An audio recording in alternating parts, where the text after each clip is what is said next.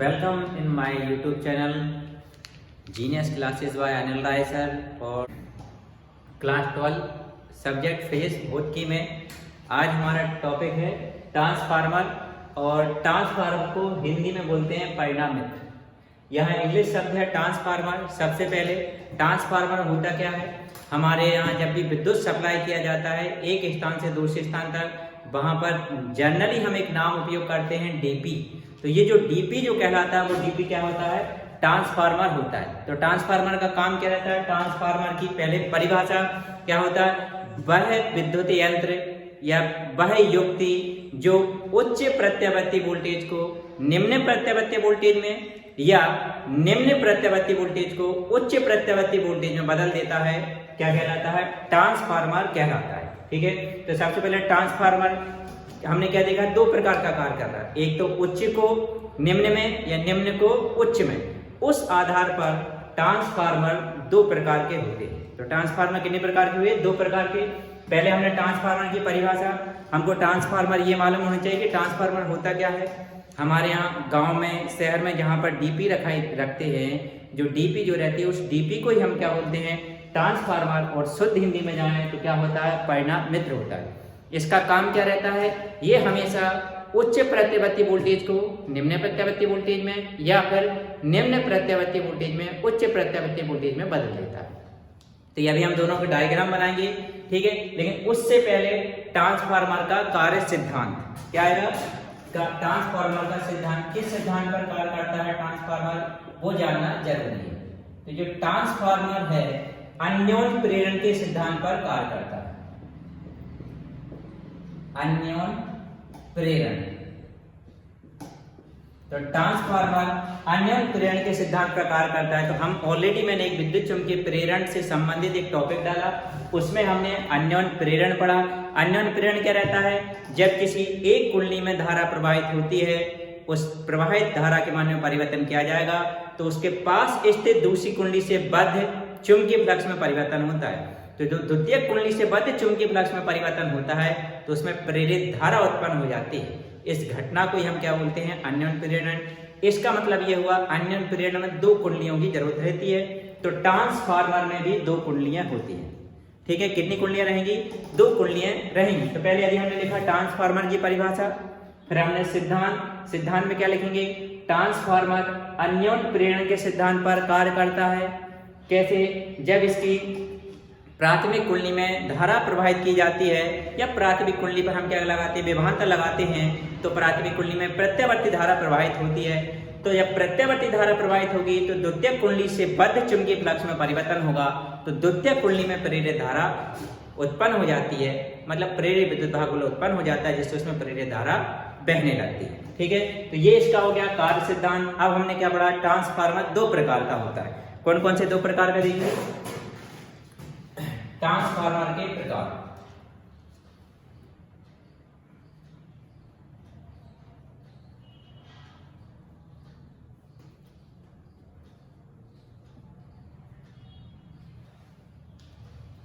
Transformer दो प्रकार का होता है। सबसे पहला ऊंचाई ट्रांसफार्मर।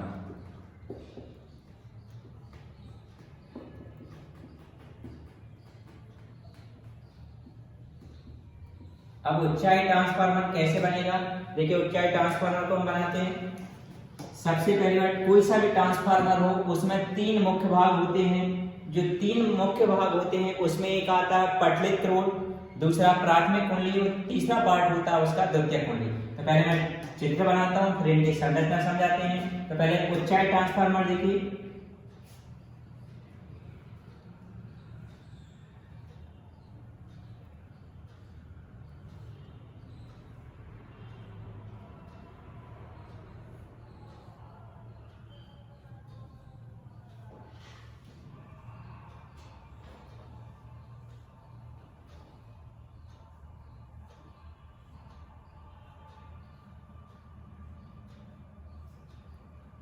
अब यहाँ पर हमने ये पूरा पटलित क्रोध बनाया है।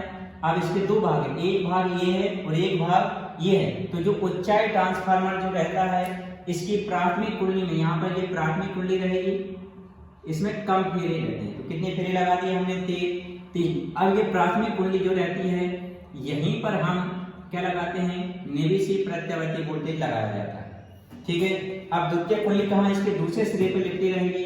ये दूसरे सिरे पे जो लिपटी है यहाँ पर जो फेरों की संख्या है प्राथमिक कुंडली की तुलना में अधिक रहेगी। तो देखिए प्राथमिक कुंडली के कंपेयर में फेरों की संख्या अधिक है।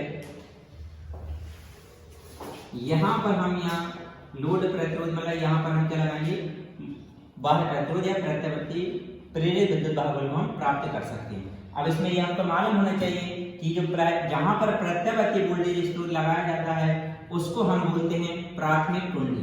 तो ये कौन सी कुंडली हो गई, प्राथमिक कुंडली। और जहां पर निर्गत विभव हमको प्राप्त होता है उसको बोलते हैं द्वितीय कुंडली।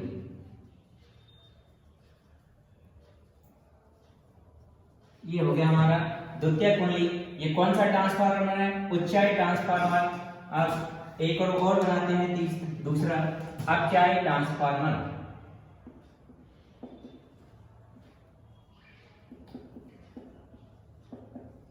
अपचाई ट्रांसफार्मर सेम टू सेम बनेगा, आकृति बिल्कुल ऐसी रहती है, बस अंतर हो जाता है, इधर फेरों की संख्या अधिक कर देंगे और इधर फेरों की संख्या कम कर दी जाएगी। ये कौन सा अपचाई ट्रांसफार्मर। अपचाई ट्रांसफार्मर क्या करेगा, ये उच्च प्रत्यावर्ती वोल्टेज को निम्न प्रत्यावर्ती वोल्टेज में बदल देगा।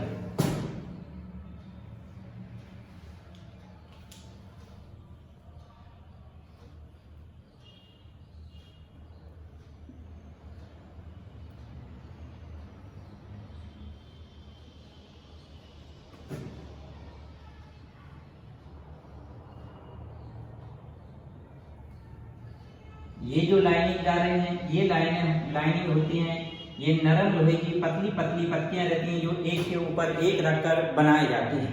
अब यहाँ पर देखिए हमने इसकी प्राथमिक कुंडली में फेरों की संख्या 3 ली थी और द्वितीय कुंडली में फेरों की संख्या 3 से ज्यादा थी। इसका उल्टा कैसे हो जाएगा, अपचाई ट्रांसफार्मर में इधर इसकी प्राथमिक कुंडली में फेरों की संख्या ज्यादा हो जाएगी। ये हमने प्राथमिक कुंडली में फेरों की संख्या ज्यादा कर दी, तो इसकी जो द्वितीय कुंडली है इसमें फेरों की संख्या कितनी हो जाएगी, कम हो जाएगी। तो यहाँ पर हमेशा प्राथमिक कुंडली पर हम कौन सा लगाते हैं, प्रत्यावर्ती विभव लगाते हैं और द्वितीय कुंडली से हमको क्या मिलेगा, निर्गत विभव प्राप्त होता है। तो यहाँ से हमको निर्गत विभव प्राप्त होगा। अब इसमें हमको मालूम होना चाहिए जिस पर हमने प्रत्यावर्ती वोल्टेज स्रोत लगाते हैं वो क्या कहलाती है, प्राथमिक कुंडली। और जिस पर निर्गत विभव प्राप्त होता है उसको हम बोलते हैं द्वितीय कुंडली।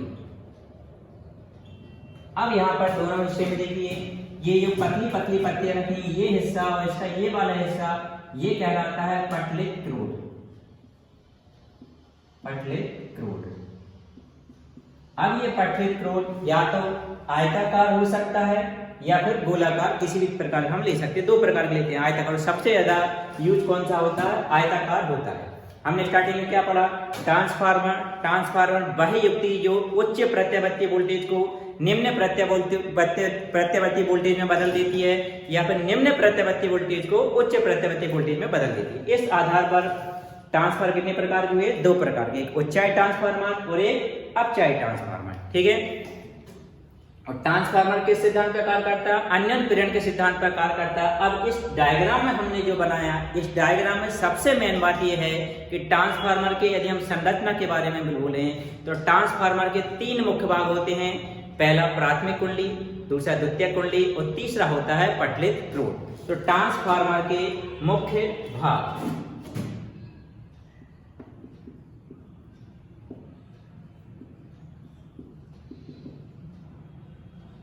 ट्रांसफार्मर के मुख्य भाग क्या क्या मिला हमारे लिए, सबसे पहला प्राथमिक कुंडली, दूसरा हिस्सा क्या मिला, द्वितीय कुंडली, और तीसरी बात क्या हो जाएगा इसका, क्रोड। यदि हम बोले जिसको कौन सा क्रोड बोलते हैं, पटलित क्रोड। ठीक है, तो क्वेश्चन क्या बन जाएगा, ट्रांसफार्मर किसे कहते हैं, यह कितने प्रकार का होता है, इसकी संरचना समझाइए। ठीक है, तो संरचना समझाते हैं। और इसका एक और जो सांकेतिक प्रतीक है उच्चाई ट्रांसफार्मर का सांकेतिक प्रतीक भी देखिए। सांकेतिक प्रतीक कैसे बनेगा, इसका एक और सांकेतिक प्रतीक, इसकी प्राथमिक कुंडली में देखिए फेरों की संख्या कम है, यहाँ देखिए फेरों की संख्या कम कर दी, ये प्राथमिक कुंडली, तो इधर टीपी लगा दिया मतलब प्राथमिक कुंडली, और इस साइड लग जाएगी कौन सी, द्वितीय कुंडली की, यहाँ फेरों की संख्या अधिक हो जाएगी, ये एस लिख दिया मतलब एस मतलब सेकेंडरी कॉइल द्वितीय कुंडली।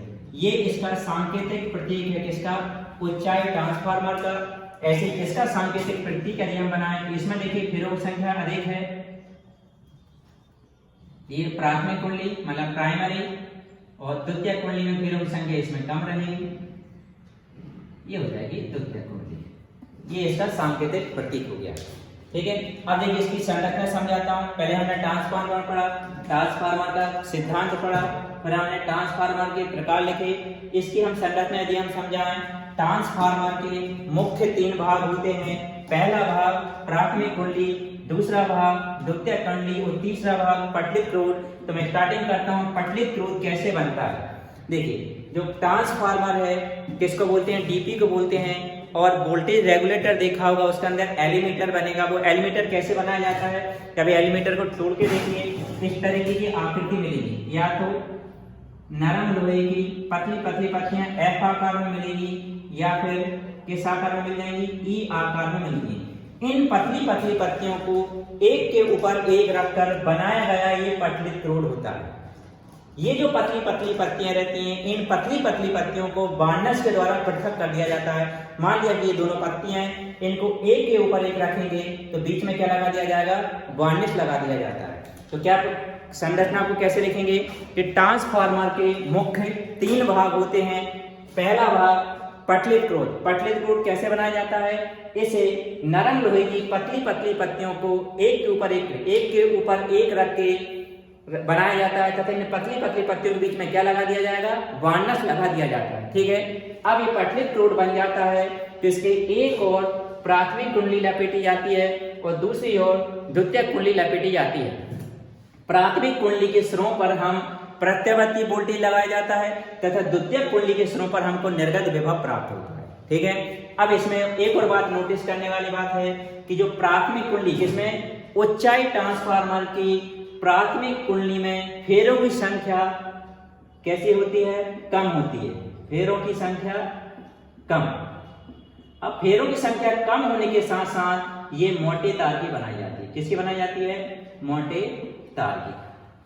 ऐसे करके हम द्वितीय किसमें आएंगे, ऊंचाई ट्रांसफार्मर में। तो ऊंचाई ट्रांसफार्मर में फेरों की संख्या किसमें कम है, द्वितीय कुंडली में। तो द्वितीय कुंडली में फेरों की संख्या कैसी है, कम। फेरों की संख्या कैसी रहेगी, कम रहेगी। अब ये फेरों की संख्या कम है, साथ में कैसी बनाई जाएगी, मोटे तार की बनाई जाएगी। तो अब नोटिस करने वाली बात क्या है, दोनों ट्रांसफार्मर में जिस ट्रांसफार्मर की कुंडली प्राथमिक या द्वितीय को उसमें फेरों की संख्या यदि कम है तो वो कैसी बनाई जाएगी, मोटे तार की बनाई जाएगी। हम क्या लिखेंगे, ऊंचाई ट्रांसफार्मर की प्राथमिक कुंडली में फेरों की संख्या कम होती है तथा इसे मोटे तार की बनाई जाती है, और अपचाई ट्रांसफार्मर में द्वितीय कुंडली में फेरों की संख्या कैसी रहती है, कम होती है तथा इसे मोटे तार की बनाई जाती है। एक और बात क्या परिभाषा यदि हमको लिखना है, ऊंचाई ट्रांसफार्मर नाम से स्पष्ट है, वह ट्रांसफार्मर जो निम्न प्रत्यावर्ती वोल्टेज को उच्च प्रत्यावर्ती वोल्टेज में बदल देता है। कौन सा ट्रांसफार्मर कहलाएगा, ऊंचाई ट्रांसफार्मर। अब इसका उल्टा भी याद रखना है, ये निम्न को किस में बदल रहा है, उच्च में बदल रहा है। किसको बदल रहा है, वोल्टेज को, तो धारा की प्रबलता को घटा देता है। ये क्या करेगा, धारा की प्रबलता को घटा देता है। ऊंचाई ट्रांसफार्मर की परिभाषा क्या हुई, यह निम्न प्रत्यावर्ती वोल्टेज को उच्च प्रत्यावर्ती वोल्टेज में बदल देता है किंतु धारा की प्रबलता को घटा देता है। और यदि हम इसमें लिखें, अपचाई ट्रांसफार्मर में यह उच्च प्रत्यावर्ती वोल्टेज को निम्न प्रत्यावर्ती वोल्टेज में बदल देता है किंतु धारा की प्रबलता को बढ़ा देता है।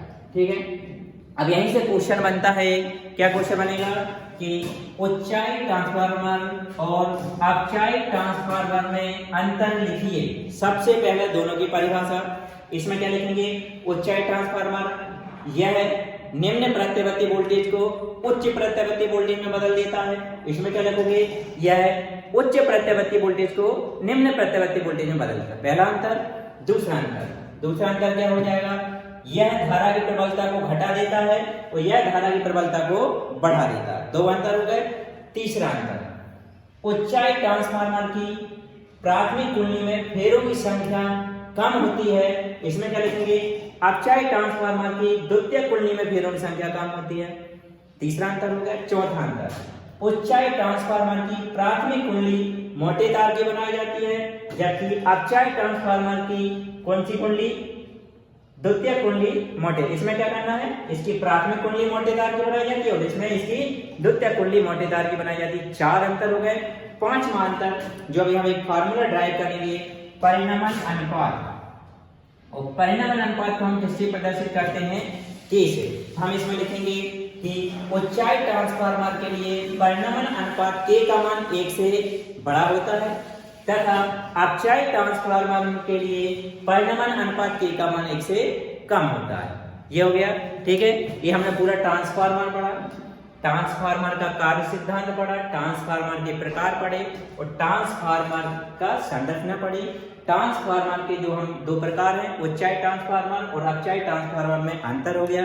अब इस ट्रांसफार्मर से रिलेटेड सबसे मोस्ट आईएमपी क्वेश्चन आएगा इसमें, परिणमन अनुपात के लिए व्यंजक। अब हमको परिणमन अनुपात के लिए व्यंजक निकालना है। ट्रांसफार्मर, अभी मैंने आपके लिए ट्रांसफार्मर क्या होता है वो बताया, ट्रांसफार्मर का कार्य सिद्धांत क्या होता है, अन्योन्य प्रेरण के सिद्धांत पर कार्य करता है, ठीक है। ट्रांसफार्मर में हमने संरचना पढ़ी, संरचना में क्या पढ़ा था, ट्रांसफार्मर के 3 मुख्य भाग होते हैं, एक पटलित स्रोत, दूसरा प्राथमिक कुंडली और तीसरा द्वितीय कुंडली।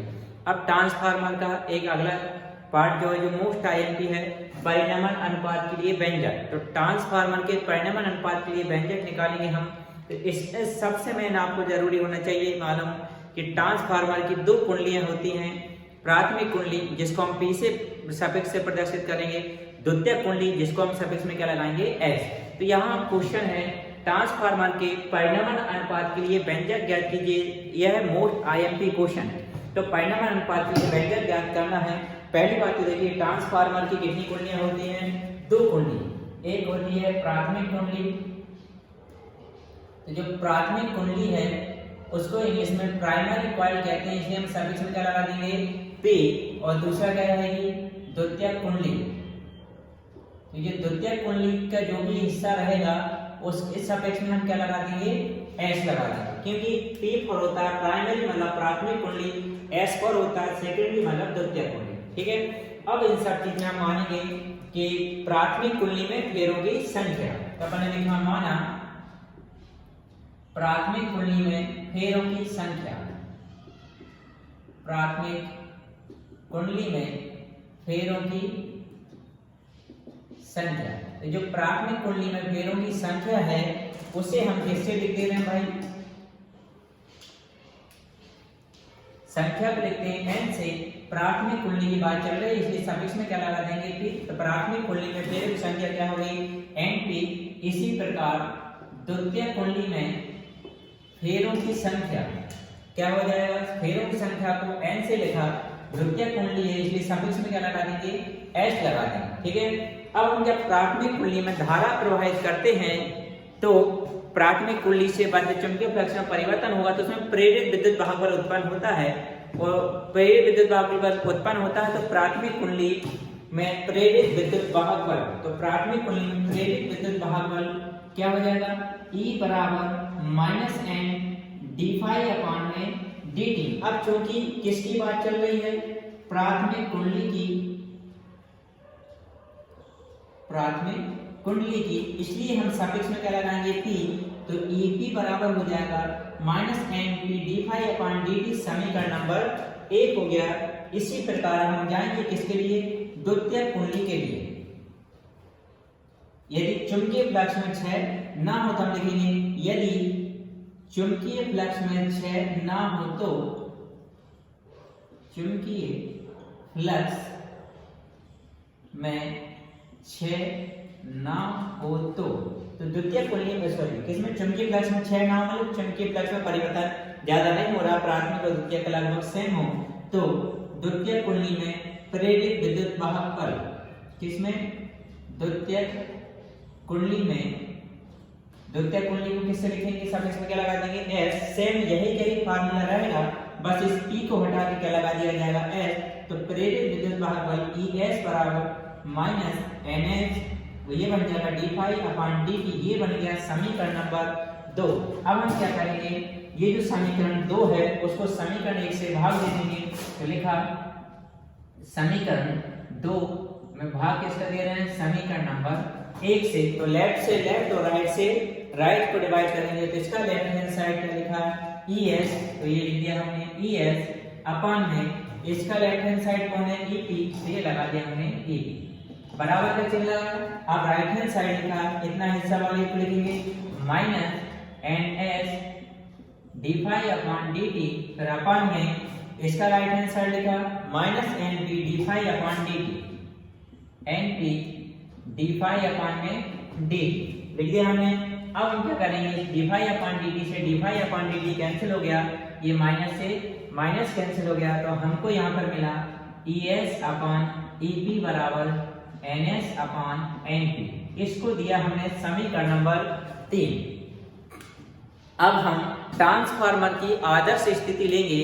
तो ट्रांसफार्मर की जो आदर्श स्थिति होती है क्या होती है, जितनी हम प्राथमिक कुंडली में शक्ति लगाते हैं उतनी ही हमको द्वितीयक कुंडली से मिलना चाहिए। हालांकि ऐसा पॉसिबल नहीं है, लेकिन फिर भी हम मान के चलते हैं किस स्थिति में, आदर्श स्थिति में।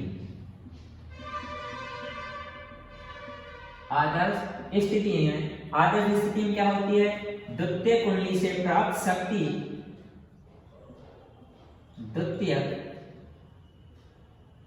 कुंडली से प्राप्त शक्ति बराबर हो जाएगा प्राथमिक कुंडली को दी गई शक्ति, प्राथमिक कुंडली को दी गई शक्ति। अब शक्ति को हम प्रदर्शित करते हैं किससे, P से, तो अपन P बराबर P लिख देते हैं। अब ये कौन सी है, द्वितीयक कुंडली, तो सफिक्स में लगा दिया S, प्राथमिक कुंडली सफिक्स में लगा दिया P। अब शक्ति का फार्मूला क्या रहता है हमारे पास में, यदि हम देखा जाए शक्ति का फार्मूला P बराबर होता है VI, कि हमने प्रेरित विद्युत वाहक बल लिया है तो हम इसको ऐसा भी लिख सकते हैं, P बराबर EI भी लिख सकते हैं। तो इसको क्या लिखा, EI बराबर EI। अब चूंकि ये किसकी है, द्वितीयक की है, तो इसके सापेक्ष में S लगा दिया, ये प्राथमिक की, तो इसके सापेक्ष में P लगा दिया। तो हम पक्षांतर कर रहे हैं, इस ES के अपॉन में ये कौन आ जाएगा, EP आ जाएगा, और इस IP के अपॉन में कौन आ जाएगा, IS। इसको दे दिया समीकरण नंबर 4। अब समीकरण 3 और समीकरण नंबर 4 को देखिए, इन लोगों इनके समीकरण 3 व समीकरण 4 से। अब इनके समीकरण में देखिए कि ये सभी अनुपात आपस में ES/EP है और ES/EP, तो ES/EP इसके भी बराबर है और ES/EP इसके भी बराबर है। इसका मतलब ये हुआ ये तीनों चीज आपस में एक दूसरे के इक्वल है, मतलब इन लोगों के रेशो आपस में बराबर हैं। तो क्या लिखा हमने पहले, ES/EP किसके बराबर है, ये NS/NP के, और यही चीज किसके बराबर है, IP/IS के। तो इनके रेशो जो आपस में इक्वल हैं, इसको हम बराबर में क्या मान लेते हैं, K, या फिर इसको हम R भी मान लेते हैं, K या R। तो यहाँ पर ये जो K जो आया है, इसी K को बोलते हैं परिणमन अनुपात। परिणमन अनुपात कहते हैं। अब इसी में ध्यान रखिए, यदि ऊंचाई ट्रांसफार्मर की बात चले, कौन सा ट्रांसफार्मर, ऊंचाई ट्रांसफार्मर की यदि बात चले, तो ऊंचाई ट्रांसफार्मर के लिए इस K का मान जो है वो ग्रेटर देन होता है कितना, 1। मतलब ऊंचाई ट्रांसफार्मर के लिए K का मान 1 से बड़ा होता है, और अपचाई ट्रांसफार्मर के लिए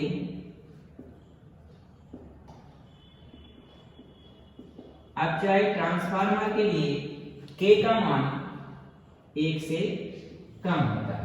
ठीक है, तो क्या हुआ, परिणाम अनुपात के लिए व्यंजक मोस्ट IMP क्वेश्चन है, क्वेश्चन अधिकांश आता है ट्रांसफार्मर का वर्णन निम्न शीर्षकों के अंतर्गत कीजिए। पहला उसकी संरचना पूछ लेते हैं, दूसरा परिणाम अनुपात के लिए व्यंजक, और इसमें पूछ लेते हैं ऊर्जा हानि। तो ऊर्जा हानि 4 प्रकार से होती है इसमें, तो कोई 2 प्रकार का वर्णन कर सकते हैं। ठीक है, परिणाम अनुपात हमने कैसे निकाला, देखिए ट्रांसफार्मर में कितनी कुंडली होती है, 2 कुंडली होती हैं। प्राथमिक कुंडली को किस सफिक्स में क्या लगाएंगे P, और द्वितीय कुंडली के क्या लगा देंगे S। तो प्राथमिक कुंडली में फेरों की संख्या क्या हो गई Np, द्वितीय कुंडली में फेरों की संख्या क्या हो जाएगा Nn। तो प्राथमिक कुंडली में विद्युत भाग बल ये हो जाएगा और द्वितीय कुंडली में ये हो जाएगा। कब? जब चुंबकीय फ्लक्स में क्षय ना हो, मतलब चुंबकीय फ्लक्स में क्षरण ना हो। तो P को हटा के S, P को हटा के S, समीकरण 2 को 1 से हमने भाग दे दिया, तो लेफ्ट से लेफ्ट और राइट से राइट, ये कैंसिल हो गए, ये आ गया। अब यदि इसी में हम एक और थ्योरी जोड़ सकते हैं बीच में, यदि प्राथमिक कुंडली में प्रवाहित धारा कौन सी है Ip और द्वितीय कुंडली में प्रवाहित धारा कौन सी है IH, तो आदर्श स्थिति में द्वितीय कुंडली को दी गई, द्वितीय कुंडली से प्राप्त शक्ति बराबर हो जाएगा प्राथमिक कुंडली को दी गई शक्ति। मतलब शक्ति को हम P से लिखते हैं, PS बराबर क्या हो जाएगा PP। तो PS बराबर क्या हो गया ES IS, और ये PP बराबर EP IP। तो इस ES के अपान में कौन आ जाएगा, ये EP आ गया, ये IS इसके अपान में चला जाएगा। तो ये रेशो बन गया। तो ये वाला अनुपात और ये वाला अनुपात दोनों आपस में बराबर हैं, तो इन तीनों को हमने इकट्ठा करके ऐसा लिख दिया, इन सभी का रेशो आपस में बराबर है। उस बराबर रेशो को हम बोलते हैं K, या फिर क्या बोलते हैं R। यही जो K या R है इसको बोला जाता है परिनमन अनुपात। और इसमें यह भी ध्यान रखिए कि उच्चाई ट्रांसफार्मर में परिनमन अनुपात का मान 1 से अधिक होता है और अक्षाई ट्रांसफार्मर के लिए K का मान 1 से कम होता है। ये 2 क्वेश्चन करा है मोटाई भी।